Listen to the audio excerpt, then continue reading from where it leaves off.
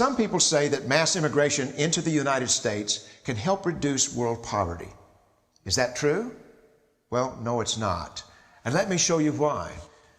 This gumball represents the 1 million legal immigrants that the United States has taken every year on average since 1990. Now, who in the world deserves our humanitarian compassion? The World Bank has one measure of the desperately poor of the world. They make less than $2 a day. And how many people make less than $2 a day in the world? Well, let's start with Africa. In Africa alone, there are 650 million people who make less than $2 a day. 650 million. And in India, another 890 million people, desperately poor. China adds another 480 million people, making less than $2 a day. And unfortunately, the rest of Asia has a heartbreaking 810 million people who the World Bank says make less than $2 a day. And finally, there's 105 million of Latin America's population that are desperately poor. All told, the World Bank says there are 3 billion people in the world, 3 billion people who are desperately poor, making less than $2 a day. That's 3,000 gumballs.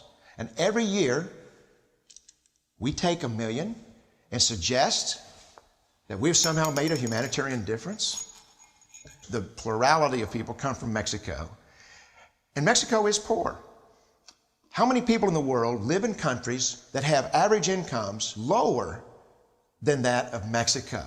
And the World Bank tells us that that number is these 3 billion plus another 2.6 billion people.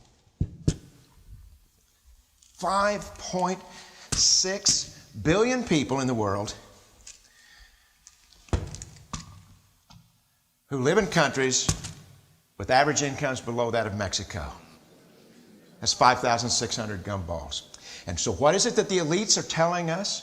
They're telling us that when we take this 1 million immigrants, that we somehow or another are tackling world poverty. The impossibility of making even a dent is actually worse than it looks here. Because last year, when we took 1 million immigrants, these countries added births over deaths, 80 million more people into the impoverished populations. And this year, Congress is bringing in 1 million legal immigrants. And this year, according to the United Nations, these countries are expected to add another 80 million people.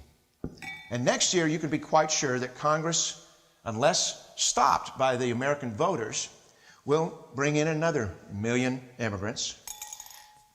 And these countries, unfortunately, will be adding another 80 million people into these impoverished nations. We could take 5 million a year, but we'd never get ahead of what's happening in these countries. Not in this century. Don't you see? Immigration can never be an effective or significant way to deal with the suffering people of the world.